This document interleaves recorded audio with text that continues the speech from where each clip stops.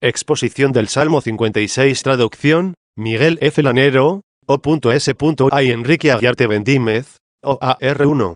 Acabamos de oír en el Evangelio cuánto nos ama nuestro Señor y Salvador Jesucristo, Dios junto al Padre, hombre entre nosotros, uno de nosotros, y cuando ya estaba próximo a ir a la derecha del Padre, habéis oído cuánto nos ama. Él mismo nos manifestó y nos dejó bien precisado cuál era su mandamiento, diciéndonos que consistía en amarnos unos a otros uno. Y para que no anduviéramos dudando e inquietos por saber cuánto nos debemos amar unos a otros, y cuál sería la perfecta medida de la caridad que le agrade a Dios, Él mismo expresó, enseñándonos cuál es la perfecta medida, ya que mayor que ella no puede existir, nadie tiene, dijo, mayor caridad, que el que da la vida por sus amigos. 2. Él realizó lo que había enseñado, los apóstoles realizaron también lo que de él habían aprendido, y nos predicaron a nosotros lo que debíamos hacer. Hagámoslo también nosotros, si no somos lo que es Él, como Creador nuestro, si somos lo que Él se hizo por nosotros. Si únicamente lo hubiera puesto Él en práctica, quizá nadie de nosotros debería atreverse a imitarlo. Pero como era hombre, los siervos imitaron a su Señor, los discípulos a su Maestro. Esto hicieron nuestros predecesores, miembros de su familia, nuestros padres, sí, pero también consiervos nuestros. Y nunca nos habría mandado Dios que realizáramos esto, si lo creyera imposible de realizar para el hombre. Y tú, al ver tu debilidad, ¿te acobardarás ante este precepto? Siéntete fuerte ante el ejemplo por ellos dado. Y, a pesar de todo, ese ejemplo será demasiado para ti. Pero tenemos a nuestro lado el que nos dio el ejemplo y nos proporciona la ayuda. Pongamos atención a este salmo, hay una coincidencia oportuna, es cosa del Señor, de que el Evangelio leído coincida con el Salmo en recomendarnos el amor de Cristo, que dio su vida por nosotros, para que también nosotros ofrezcamos la vida por nuestros hermanos. 3. Hay una consonancia entre ambos, lo que nos hace ver cómo el Señor dio su vida por nosotros. De hecho, este Salmo canta su pasión. Y puesto que el Cristo total es la cabeza y el cuerpo, lo cual conocéis bien, lo sé, la cabeza es nuestro mismo Salvador, que padeció bajo Poncio Pilato, y que una vez resucitado de entre los muertos, está sentado a la derecha del Padre. Y su cuerpo es la Iglesia, no está aquella, sino la Iglesia extendida por todo el mundo. Ni tampoco la integrada por los hombres, que están viendo su vida en este momento, sino que a ella pertenecen todos los que vivieron antes que nosotros, y los que vivirán después hasta el fin de los tiempos. La Iglesia entera la componen todos los fieles, ya que todos ellos son miembros de Cristo. Su cabeza, que gobierna todo su cuerpo, está establecida en los cielos. Aunque separada del cuerpo en cuanto a nuestra visión, está unida por la caridad. Y como el Cristo total es la cabeza y su cuerpo, en cada salmo al oír la voz de la cabeza, oigamos también la del cuerpo. No quiso hablar por separado, ya que no se quiso separado, y por eso dice, mirad que yo estoy con vosotros hasta el fin del mundo. 4. Si con nosotros está, se expresa en nosotros, se expresa desde nosotros, habla por medio de nosotros, puesto que nosotros también hablamos en Él. Por eso nosotros hablamos la verdad porque hablamos en Él. De ahí que cuando pretendamos hablar en nosotros y desde nosotros, estaremos en la mentira. 2. V.1. Puesto que este salmo canta la pasión del Señor, mira qué título tiene, hacia el fin. El fin es Cristo. 5. ¿Por qué se dice fin? No en el sentido de consumir, agotar, sino de consumar. Consumir significa anular, perder. Consumar es perfeccionar. Todo lo que llamamos finalizado, lo referimos al fin. Pero le damos diversos sentidos. Por ejemplo, se ha terminado el pan, tiene diverso sentido de, se ha terminado la túnica. Se terminó el pan que comíamos, pero, se ha terminado de tejer la túnica. El pan se terminó, quiere decir que se consumió. La túnica en cambio se ha consumado, se ha perfeccionado. El fin de nuestras aspiraciones es Cristo, porque todos nuestros intentos los llevamos a término en Él y gracias a Él. Y aquí está nuestra perfección, en llegar a Cristo, y cuando ya has llegado a Él, no sigues buscando, has llegado a tu destino, a tu fin. Como cuando has llegado al lugar a donde ibas caminando, ese es el fin de tu caminar, y en Él te quedas. Así el fin de tus esfuerzos, de tus anhelos, de tus impulsos, de tus intenciones es aquel a quien te diriges. Y cuando ya hayas llegado a Él, no deseas nada más, puesto que nada mejor vas a conseguir.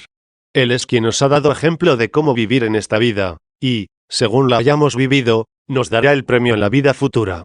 3. Hacia el fin, para que no borres al mismo David de la inscripción del título, cuando se refugió en la gruta, huyendo de la presencia de Saúl. Refiriéndonos a la Santa Escritura, encontramos al santo David, el rey de Israel, del que recibió nombre el Salterio de David. Tuvo que sufrir a su perseguidor Saúl, rey del mismo pueblo 6, como muchos de vosotros ya conocéis, por haber leído o oído las Escrituras. El rey David fue perseguido por Saúl, y a pesar de que el uno era muy manso, y el otro ferocísimo, el uno benévolo y el otro envidioso, el uno paciente y el otro cruel, el uno generoso y el otro ingrato, lo soportó con tanta bondad, que cuando lo llegó a tener en sus manos, no lo tocó, no lo hirió. David había recibido del Señor Dios la posibilidad de matar al mismo Saúl, si quería, pero eligió perdonarlo en lugar de asesinarlo. A pesar de todo, Saúl no se ablandó siquiera ante un tan grande favor, dejando de perseguirlo. Tenemos, pues, que en aquel entonces Saúl perseguía al futuro rey David, que tuvo que esconderse de él en una cueva. Saúl ya estaba reprobado, y David predestinado para el reino. ¿Qué relación tiene esto con Cristo? Si todo lo que sucedió entonces eran figuras de realidades futuras, allí encontramos a Cristo, y de un modo muy particular. Por ejemplo, aquello de, para que no lo borres de la inscripción del título, no veo cómo pueda referirse al David de entonces. No se le había puesto a David ningún título escrito que quisiera borrar Saúl. En cambio, vemos como en la pasión del Señor, le fue puesto un título en un letrero, Rey de los Judíos, para que les dieran el rostro a quienes no contuvieron sus manos en atentar contra su rey. Estos estaban representados en Saúl, y en David, Cristo. En efecto, como bien sabemos y confesamos, siguiendo el Evangelio apostólico, Cristo era de la descendencia de David según la carne 7. Porque según su divinidad, estaba por encima de David, de todos los hombres, por encima de los cielos y la tierra, por encima de los ángeles y de todas las cosas visibles e invisibles. Todo fue hecho por él, y sin él nada se hizo hecho. Y cuando se dignó hacerse hombre y vivir con nosotros, lo hizo de la estirpe de David, naciendo de la tribu de David, de la que era la Virgen María, que dio a luz a Cristo 9. El título, pues, que le pusieron en el letrero, es, Rey de los Judíos. Saúl, como ya hemos dicho, era el pueblo judío. David era Cristo. Y el título rezaba, Rey de los Judíos. Se indignaron los judíos de que se le pusiera ese título. Les daba vergüenza tener un rey a quien pudieron crucificar. No sospecharon que esa misma cruz en la que lo clavaron iba a estar en la frente de los reyes. Así indignados por ese título, fueron al juez Pilato, del que habían obtenido la pena de muerte, y le dijeron, no escribas, Rey de los Judíos, sino, este ha dicho ser Rey de los Judíos. Y puesto que ya estaba inspirado por el Espíritu Santo en un salmo, hacia el fin, para que no borres la inscripción del título, así le respondió Pilato, lo que escribí, ¿escrito queda 10? ¿Por qué me sugerís una mentira? Yo no destruyo la verdad. 4. Hemos oído ya lo que significa, no destruyas la inscripción del título. ¿Y qué significa, cuando se refugió en la gruta huyendo de Saúl? Esto indudablemente lo realizó David. Ahora bien, como en él no encontramos ningún cartel con alguna inscripción, tratemos de buscar en Cristo el refugio en la cueva. Algún significado tenía aquella cueva en la que David se escondió. ¿Por qué se escondió? Para estar oculto y no ser encontrado. ¿Qué es meterse en una cueva? Meterse en la tierra. El que se refugia en una cueva, se mete bajo la tierra para no ser visto. Y Jesús llevaba tierra sobre sí, la carne que había recibido de la tierra. En ella se ocultaba, para no ser reconocido como Dios por los judíos. Porque si lo hubieran conocido, nunca habrían crucificado al Señor de la Gloria. 11. ¿Por qué, pues, no reconocieron al Señor como Rey de la Gloria? Porque se había ocultado en una cueva, es decir, lo que en él aparecía era la debilidad de la carne, y la divina majestad, bajo la capa del cuerpo, era como si estuviese escondida en una concavidad de tierra. Ellos, desconociendo que era Dios, lo crucificaron como hombre. Y solo pudo morir como hombre, y ser crucificado en cuanto hombre, ya que solo como hombre pudo ser apresado. Presentó la tierra a quienes lo buscaban con perversa intención, y conservó la vida para quienes lo buscaron rectamente. Huyó, pues, según la carne, de la presencia de Saúl, refugiándose en la cueva.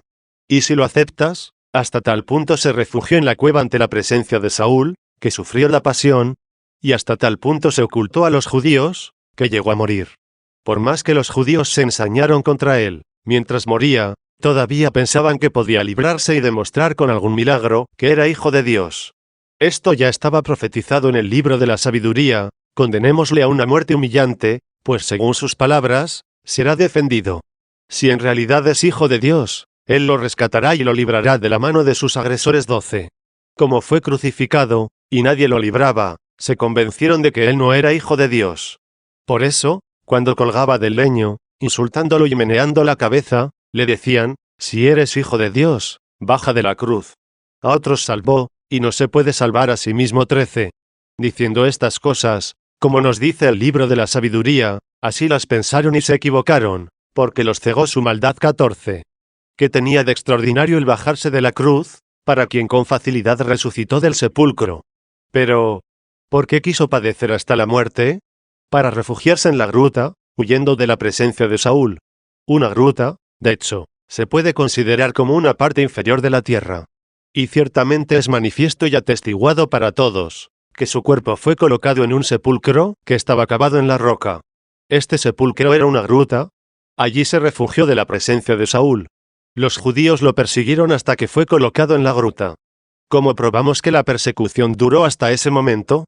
Porque incluso muerto y todavía en la cruz, fue herido con la lanza 15. Pero en cuanto fue envuelto y amortajado y puesto en la gruta, ya no les fue posible hacer nada contra su carne. Resucitó el Señor ileso e incorrupto de aquella gruta donde se había escondido de Saúl. Ocultándose a los impíos prefigurados por Saúl, sí se mostró a sus miembros. Los miembros del resucitado fueron tocados por sus propios miembros. Así fue, pues sus miembros, los apóstoles, tocaron al resucitado y creyeron 16. He aquí cómo de nada sirvió la persecución de Saúl. Pasemos ya a escuchar el Salmo, pues de su título ya hemos hablado bastante, según el Señor se ha dignado concederme. 5. V.2 Ten piedad de mí, oh Dios, ten piedad de mí, que mi alma en ti confía. Cristo en su pasión dice, ten piedad de mí, oh Dios. Dios dice a Dios, ten piedad de mí. El que junto con el Padre se compadece de ti, clama en ti, ten piedad de mí. Porque lo que en él clama, ten piedad de mí, es tuyo. De ti lo ha tomado. Para liberarte a ti se ha revestido de carne. La misma carne es la que clama, ten piedad de mí, oh Dios, ten piedad de mí. Es el hombre, cuerpo y alma, el que clama. El Verbo ha asumido al hombre entero, y se ha hecho plenamente hombre. Pero como el evangelista dice, el Verbo se hizo carne y habitó entre nosotros 17, no vaya alguien a pensar que el alma estaba ausente, no, al decir carne, es como si dijera hombre, como en otro lugar la Escritura dice, y toda carne verá la salvación de Dios 18. ¿Acaso la verá solo la carne, y el alma estará ausente? Y también dice de nuevo el Señor refiriéndose a los hombres, le diste poder sobre toda carne 19. ¿Acaso el poder recibido era sobre la sola carne, y no principalmente sobre las almas, a las que liberaba en primer lugar? Luego allí estaba el alma, allí estaba la carne, allí estaba todo el hombre, y todo el hombre con el Verbo, y el Verbo con el hombre. Hombre y Verbo eran un único hombre, y el Verbo y el hombre un solo Dios. Que diga, por tanto, ten piedad de mí, oh Dios, ten piedad de mí. No nos asusten las palabras del que pide misericordia y la ofrece. La pide precisamente porque la da. Y justamente se hizo hombre por ser misericordioso, no por verse obligado por necesidad, sino para librarnos a nosotros del estado de necesidad. Ten piedad de mí, oh Dios, ten piedad de mí, que mi alma en ti confía. ¿Estás oyendo orar al Maestro? Aprende tú a orar. Si oró, lo hizo para enseñarnos a orar, como también padeció, para enseñarnos a padecer. Y para esto resucitó, para enseñarnos a esperar la resurrección. 6. Y a la sombra de tus alas esperaré, mientras pasa la iniquidad. Esto es, sin duda, el Cristo total quien lo dice. Aquí está también nuestra voz. No ha pasado todavía la iniquidad, está todavía efervescente. Es más, el mismo Señor predijo que al final la iniquidad aumentaría, y puesto que la iniquidad crecerá, se enfriará la caridad de muchos. Pero el que persevera hasta el final, se salvará 20. ¿Y quién será el que persevera hasta el final, hasta que pase la iniquidad? El que esté incorporado a Cristo, el que sea uno de los miembros de Cristo, y aprenda de la cabeza la perseverancia paciente. Pasas tú y contigo pasaron tus tentaciones. Y si eres santo irás a la otra vida, a la que fueron los santos. A ella fueron los mártires, si llegas a ser mártir, también tú irás a esa vida. Nacen otros malvados, como también otros malvados mueren. Sí, lo mismo que mueren unos malos, nacen otros. como también desaparecen unos justos, y aparecen otros. Hasta el fin del mundo no faltará ni la injusticia que oprime, ni la justicia que soporta. Y a la sombra de tus alas esperaré mientras pasa la iniquidad. Es decir, tú me protegerás, me ofrecerás tu sombra, para que no me abrase el fuego de la maldad. 7. V.3. Invocaré al Dios Altísimo. Si es Altísimo, ¿cómo puede oírte cuando clamas a Él? Su confianza nació de la experiencia, al Dios, dice, que ha sido generoso conmigo. Si antes de buscarlo me ha hecho bien, ¿no me va a oír cuando lo llame? Nos ha colmado de bienes el Señor enviándonos a nuestro Salvador Jesucristo, para morir por nuestros pecados, y resucitar para nuestra justificación. 21. ¿Por quiénes quiso que muriese su Hijo? Por los impíos. Los impíos no buscaban a Dios, y fue Dios el que los buscó a ellos. Es Altísimo, pero de tal manera que nuestra miseria y nuestro gemido no están lejos de Él. Porque cerca está el Señor de aquellos que tienen el corazón contrito. 22. Invocaré al Dios Altísimo, al Dios que ha sido generoso conmigo. 8. V.4. Ha enviado desde el cielo, y me ha salvado. Está claro que el hombre, la carne misma, el Hijo de Dios en lo que participó de nuestra condición, ha sido salvado. El Padre lo envió desde el cielo y lo salvó, lo envió desde el cielo y lo resucitó. Pero para que sepáis que también el Señor se resucitó a sí mismo, ambas expresiones están en la Escritura, que el Padre lo resucitó, y que Él mismo se resucitó. Escuchad cómo lo resucitó el Padre. Dice el apóstol, se hizo obediente hasta la muerte, y una muerte de cruz. Por eso Dios lo exaltó, y le dio un nombre que está sobre todo nombre. 23. ¿Habéis oído al Padre que resucita y exalta al Hijo? Oíd también cómo Él mismo resucitó a su propia carne. Les habla a los judíos figurativamente del templo, y dice, derribad este templo, y en 3 días yo lo levantaré. Y nos explica el evangelista lo que quería decir, decía esto del templo de su cuerpo. 24. Ahora, pues, en la persona del que ruega, en la persona del hombre, en la persona de la carne, dice, ha enviado desde el cielo, y me ha salvado. 9. Cubrió de vergüenza a los que me pisoteaban. Los que lo pisoteaban, los que lo insultaron, aun después de muerto, los que lo crucificaron como si fuese solo hombre, puesto que no lo reconocieron como Dios, a estos los cubrió de vergüenza. Mirad cómo esto ha sucedido. No lo creemos como algo futuro, sino lo conocemos como ya sucedido. Se ensañaron los judíos contra Cristo, se ensoberbecieron contra Cristo. ¿Dónde? En la ciudad de Jerusalén. Donde ellos reinaban, donde se engreían, donde levantaron la cerviz. Y después de la pasión del Señor, fueron arrojados de allí, perdieron el reino en el que no quisieron reconocer a Cristo como Rey. Y mirad cómo fueron humillados, fueron dispersados por todas las naciones, sin tener estabilidad en ningún sitio, sin tener un asiento fijo en ningún lugar. Y son judíos todavía de tal manera, que para su propia confusión, son portadores de nuestros libros. De hecho, cuando queremos mostrar que Cristo fue anunciado por los profetas, les presentamos estos escritos. Y para que, obstinados ellos en no creer, no vayan a decir que los hemos compuesto nosotros, los cristianos, inventando a los profetas cuando predicamos el Evangelio, para que aparezca predicho lo que predicamos, les demostramos que todos estos escritos en los que Cristo está profetizado, están con los judíos, todos estos escritos los tienen los judíos. Presentamos los libros de unos enemigos para rebatir a otros enemigos. Qué oprobio, pues, cargan judíos. Son portadores del libro por el que creen los cristianos.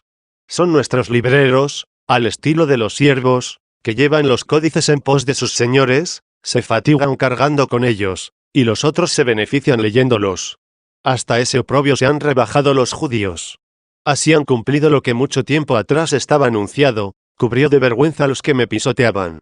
¿Qué vergüenza es esta, hermanos, que llegan a leer esta frase, y, ciegos ellos, miran a su propio espejo? Esta imagen dan los judíos de la Escritura Santa que llevan consigo, pasa como con la cara de un ciego en el espejo, los demás la ven, él no la ve. Cubrió de vergüenza a los que me pisoteaban. 10. V.4. Cuando decía el Salmo, ha enviado desde el cielo y me ha salvado, te preguntabas, ¿qué envió del cielo? ¿A quién envió desde el cielo? Envió a un ángel para salvar a Cristo, y así por medio de un siervo se salvó el Señor. Porque cada ángel es una criatura al servicio de Cristo. Para rendirle homenaje tal vez pudieron serle enviados ángeles a su servicio, mas no para ayudarle. Como escrito está que los ángeles le servían. 25, no como ejerciendo la misericordia con un necesitado, sino como servidores sometidos al Omnipotente. ¿Qué fue entonces lo que envió desde el cielo, y me salvó? Escuchamos ahora en otro versículo qué fue lo que envió desde el cielo, ha enviado desde el cielo su misericordia y su verdad. ¿Con qué finalidad? Libró mi alma del medio de los cachorros de leones. Envió, dice, desde el cielo, su misericordia y su verdad. Y es el mismo Cristo quien dice, yo soy la verdad 26. Ha sido enviada, pues, la verdad para rescatar mi alma de aquí, de entre los cachorros de leones.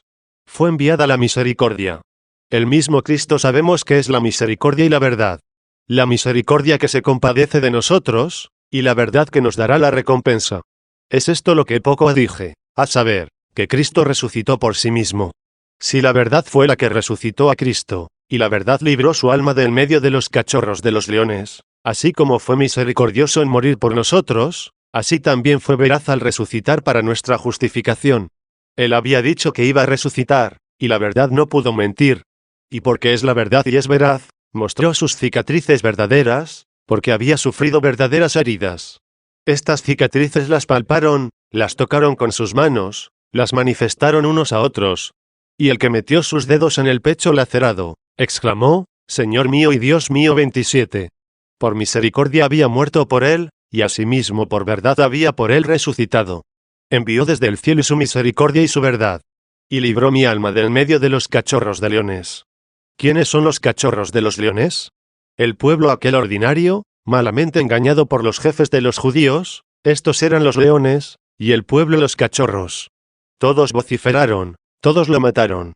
Escucharemos también aquí, en los versículos siguientes del Salmo, la muerte de ellos. 11. 5. Y libró mi alma, dice, del medio de los cachorros de leones. ¿Por qué dices, y libró mi alma? ¿Cuáles fueron tus padecimientos, para que tu alma fuera liberada? Me dormí atormentado. Con esto manifestó Cristo su muerte. Es cierto que leemos que David huyó a refugiarse en la gruta, pero no que durmió en ella. Hay otro David en la gruta, es otro David el que dice, me dormí atormentado. Conocemos su tormento.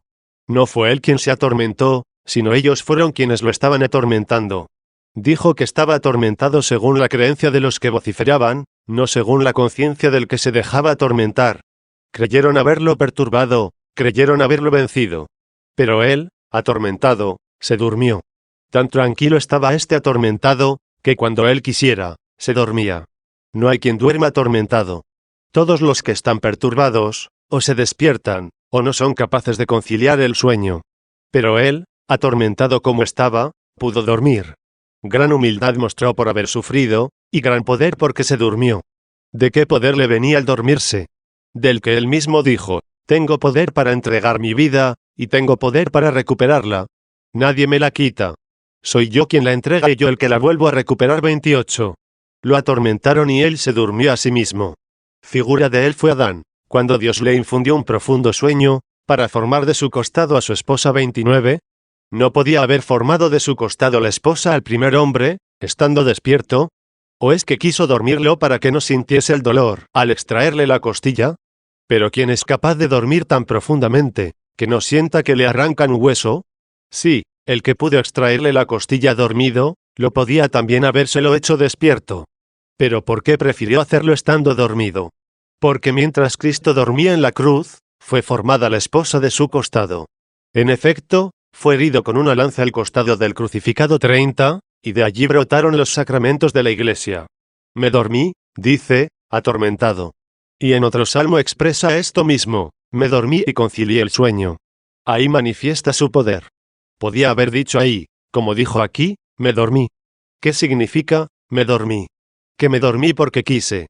No me infundieron ellos el sueño a la fuerza, sino que yo voluntariamente me dormí, según aquella cita. Tengo poder para entregar mi vida, y poder para recuperarla de nuevo. Por eso sigue diciendo, me dormí y concilié el sueño, y me levanté, porque el Señor me sostiene 31.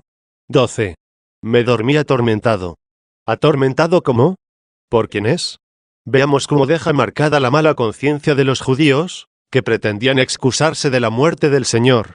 Según nos narra el Evangelio, lo entregaron al juez, precisamente para que no pareciera que fueron ellos mismos quienes lo mataron. Cuando el entonces juez, Pilato les dijo: «Tomadlo vosotros y juzgadlo según vuestra ley». Le respondieron: «Nosotros no estamos autorizados a dar muerte a nadie». 32. Matar no les está permitido. ¿Y entregarlo para que lo maten sí lo está? ¿Quién es en realidad el que mata? ¿El que cede ante el griterío, o el que gritando extorsionó al que lo condenó?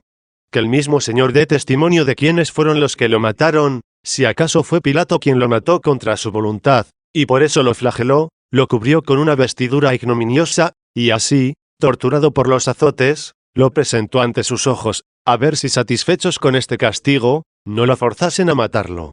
Pero al ver que seguían en su empeño, como leemos, se lavó las manos y dijo: «Soy inocente de la sangre de este justo». 33. Si dudas de la inocencia de quien cedió ante el griterío, mucho más culpables fueron los que con sus gritos se empeñaron en llevarlo a la muerte. Pero preguntémonos y escuchemos al Señor a ver a quiénes atribuyó su muerte, porque dice: «Me dormí atormentado». Preguntémosle: si te dormiste atormentado, ¿quiénes te persiguieron? ¿Quiénes te mataron? ¿Fue acaso Pilato, que te entregó a los soldados, para ser colgado del madero, y atravesado por los clavos? Mirad quiénes fueron, los hijos de los hombres. Esos dice que fueron los perseguidores, que tuvo que soportar. Pero, ¿cómo le pudieron matar quienes no llevaban arma alguna? No desenvainaron ninguna espada, no ejercieron violencia alguna mortal sobre él. ¿Cómo, entonces, lo mataron? Sus dientes son armas y flechas, su lengua es una espada afilada. No te fijes solo en las manos inermes, sino en su boca armada. De aquí salió la espada que asesinó a Cristo. Como también de la boca de Cristo saldrá la condena a muerte de los judíos. Él tiene una espada de doble filo. 34, y al resucitar los ha herido, separándolos de los que llegarían a ser sus fieles. Ellos tenían una espada maligna, él una buena, ellos unas flechas malvadas, él las buenas. Pues él tiene también unas flechas buenas, buenas palabras con las que asaetea el corazón del fiel para moverlo a amar. Sí, son bien distintas las flechas de ellos, y bien distinta es la espada de ellos. Los dientes de los hijos de los hombres son armas y flechas, su lengua una espada afilada. La lengua de los hijos de los hombres es un sable afilado, y sus dientes armas y flechas. Y cuando lo hirieron, sino cuando gritaron: «Crucifícale, crucifícale». 35, 13. V.6. ¿Y qué te hicieron, oh Señor? Que exulte aquí el profeta. En los versículos anteriores era el Señor quien hablaba. En realidad era el profeta, pero en la persona del Señor, puesto que en el profeta está el Señor. Y cuando habla el profeta por su propia persona, el mismo Señor habla por él, puesto que le inspira la verdad que debe hablar. Y ahora escuchad, hermanos míos, al profeta en su propia persona. Este profeta, inspirado por el Espíritu, vio al Señor humillado, herido, flagelado, abofeteado, golpeado a puñetazos, escupido, coronado de espinas, suspendido en una cruz. Vio a sus enemigos que se ensañaban, mientras él los soportaba. Los vio alborotados de gozo, y el Espíritu le hizo verlo a él como derrotado. Pero tras toda aquella humillación, y el furor de sus enemigos, vio que había resucitado, y todos los ensañamientos de los judíos quedaron en nada. Por eso él, sublimado por el gozo, como si fuera testigo de lo sucedido, dice: «Elévate sobre los cielos, oh Dios. Como hombre estás en la cruz, y como Dios, sobre los cielos. Que continúen sobre la tierra ellos con sus crueldades. Tú permanece en el cielo como juez. ¿Dónde están los que se enfurecían? ¿Dónde sus dientes, como armas y flechas? ¿Sus heridas no fueron acaso como las de las flechas de los niños?» Dice esto en otro lugar del Salmo, queriendo mostrarles que se han ensañado inútilmente, y que inútilmente se precipitaron con sus furias. Nada pudieron hacerle a Cristo, crucificado unas horas y luego resucitado y sentado en el trono del cielo. Sus heridas fueron como las de las flechas de los niños. 36. ¿Cómo se hacen sus flechas los niños? De cañas.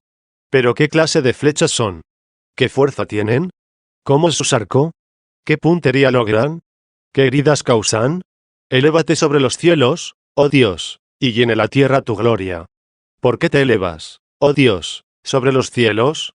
Hermanos, no vemos a Dios elevado sobre los cielos, pero sí lo creemos. Que su gloria se difunde por toda la tierra y no solo lo creemos, sino que incluso lo vemos. Os ruego que os fijéis en la locura que invade a los herejes. Ellos, separados de la unidad de la Iglesia de Cristo, formando un grupo aparte, Lo han perdido todo, y se niegan a participar del orbe entero, en el cual está difundida la gloria de Cristo. Nosotros, los católicos, en cambio, estamos difundidos por todo el mundo, porque estamos en comunión con cualquier zona, porque allí se difunde la gloria de Cristo. Vemos, pues, cómo entonces ya fue cantado, y ahora se ha cumplido. Fue exaltado sobre los cielos nuestro Dios, y su gloria se difunde sobre toda la tierra. ¡Oh locura herética! ¿Crees conmigo lo que no ves, y niegas lo que ves? Conmigo crees que Cristo fue exaltado sobre los cielos, cosa que no vemos, y niegas su gloria extendida por toda la tierra, cosa que sí vemos. Elévate sobre los cielos, oh Dios, y llene la tierra tu gloria. 14.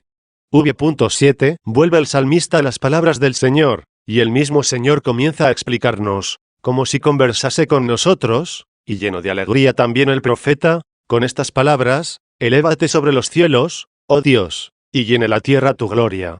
El mismo Señor nos infunde valor, como diciéndonos: ¿qué lograron hacerme los que me persiguieron? ¿Y por qué se dirige a nosotros con estas palabras? Porque también a nosotros nos sucede esto. Pero nada conseguirán los que nos persigan también a nosotros.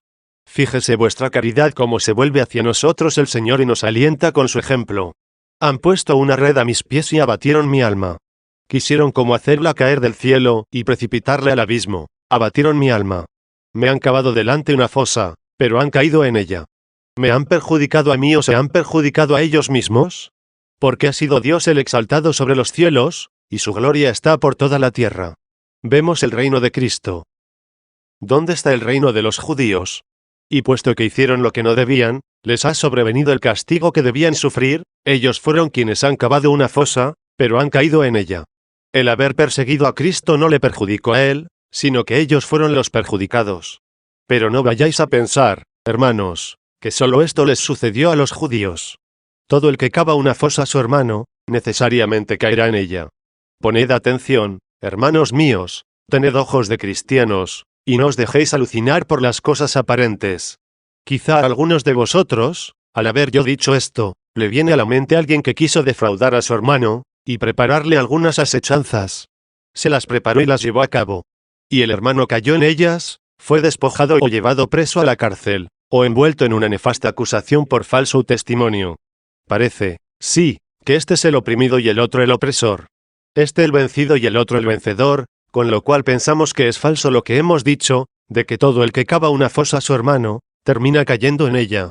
Y ahora os invito yo como a cristianos que sois, que toméis alguno de los ejemplos que ya conocemos. Los paganos persiguieron a los mártires, que fueron capturados, encadenados, arrojados a las cárceles, unos fueron víctimas de las fieras, otros heridos a espada, y otros quemados vivos. ¿Os parece que vencieron los perseguidores, y fueron derrotados los mártires? En absoluto. La gloria de los mártires búscala ante Dios, la fosa de los paganos búscala cavada en su conciencia, ahí está la fosa en la que cae el malvado, en su mala conciencia. ¿Piensas que no ha caído en la fosa el que perdió la luz de Cristo y tropezó por su ceguera? No caería en ella si viera el camino por donde va. El ciego no sabe por dónde va. Es como el que va por el camino, y, por haberse salido de él, cae en un hoyo. ¿Veis cómo todos los malhechores, enredados en sus crímenes, han perdido el camino? Pero quizá ya te entregó en manos de algún ladrón, o de algún malvado, o de un juez por él sobornado. Tú estás en una gran angustia, mientras él se alegra y salta gozoso. No tengas, ya te lo he dicho, no tengas ojos de pagano, ten ojos cristianos. Estás viendo al que grita alborozado, ese mismo alborozo es su fosa. Es preferible la tristeza injusta del que padece injusticias, que la alegría del que hace atrocidades. Esa misma alegría del que se complace en las atrocidades, es su fosa. ¿Cuántos caen en ella han perdido sus ojos? ¿Te afliges porque has perdido tus vestiduras? ¿Y no te dolerá que el otro haya perdido su fe? ¿Quién de vosotros ha sufrido un golpe más duro? ¿Es verdad que él asesina y tú eres asesinado? ¿Será cierto que él vive y tú estás muerto? De ningún modo.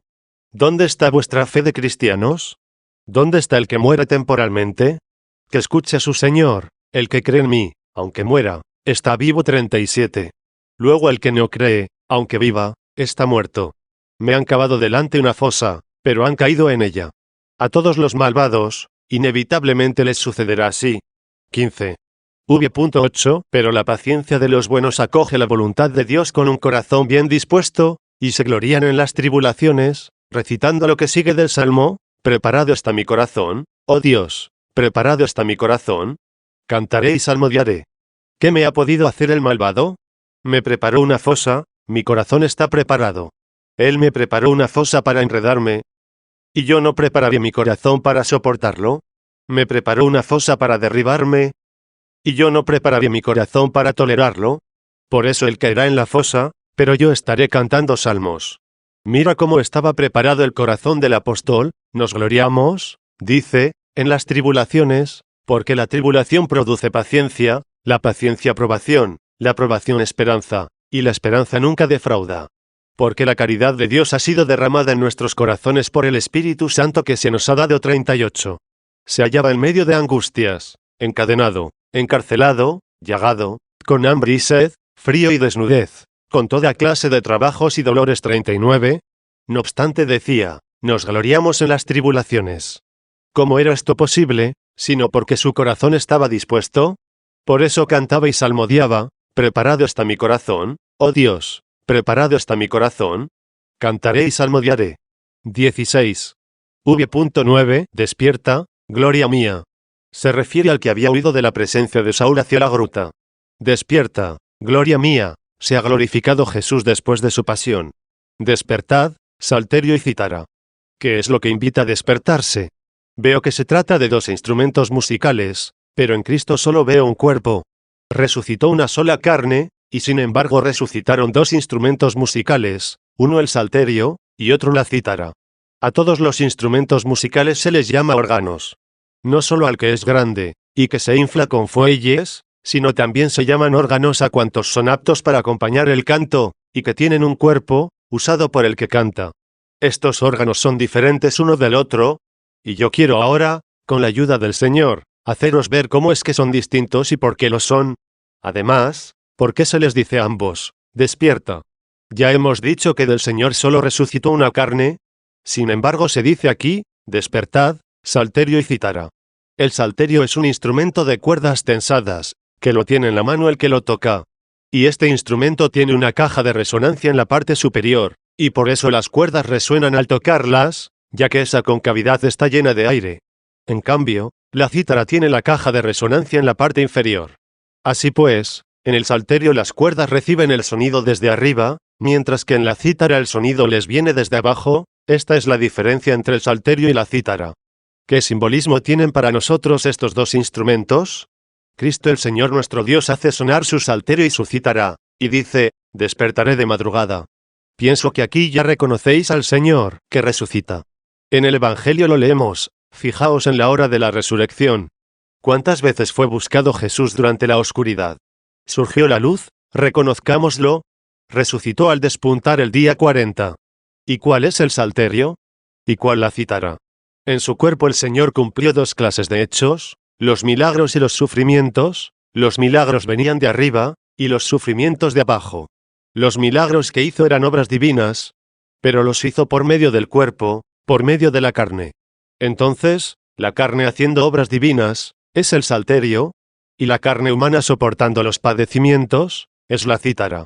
Ilumínense los ciegos, oigan los sordos, muévanse los paralíticos, caminen los inválidos, sánense los enfermos, resuciten los muertos. Este es el sonido de salterio.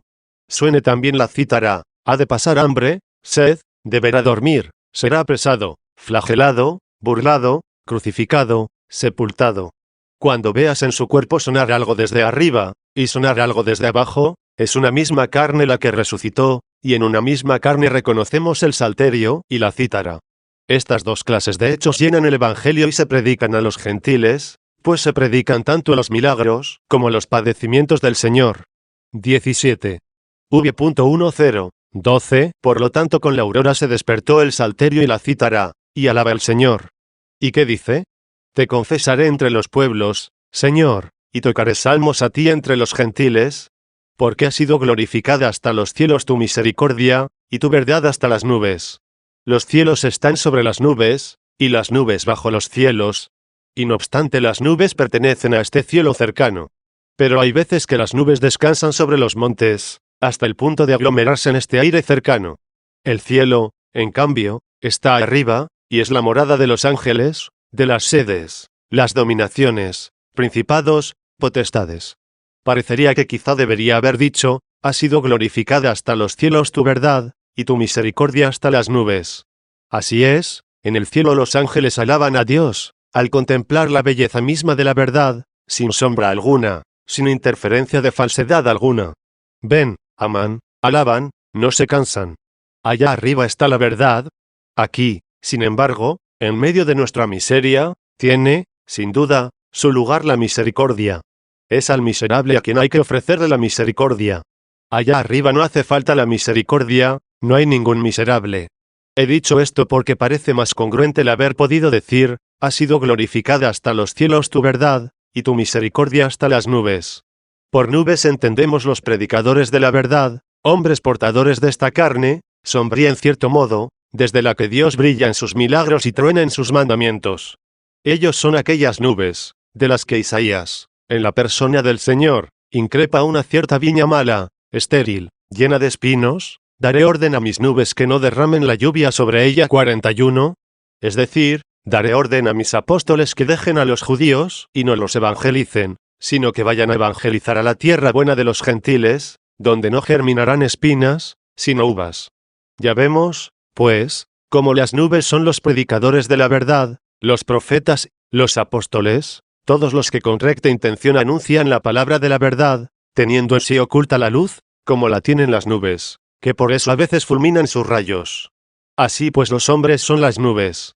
Entonces, Señor, ¿qué quiere decir? ¿Por qué ha sido glorificada hasta los cielos tu misericordia, y tu verdad hasta las nubes? La verdad sobresale en los ángeles, pero también se la diste a los hombres, y la bajaste hasta las nubes. A su vez los ángeles no parecen necesitar misericordia, pero dado que tú tienes misericordia de los hombres míseros, y brindándoles tu misericordia por la participación de la resurrección, los haces ángeles, he aquí que tu misericordia llega hasta los cielos. Gloria, pues, a nuestro Señor y a su verdad, porque ni ha impedido que la misericordia nos hiciera bienaventurados por su gracia, ni nos ha privado de la verdad. En efecto, primeramente vino a nosotros la verdad revestida de carne, y por medio de su carne sanó el ojo interior de nuestro corazón, y así podamos contemplarla cara a cara. 42. Dándole, pues gracias, recitemos las últimas palabras del Salmo, que acabo de explicar. Elévate, oh Dios, sobre los cielos, y llene la tierra tu gloria.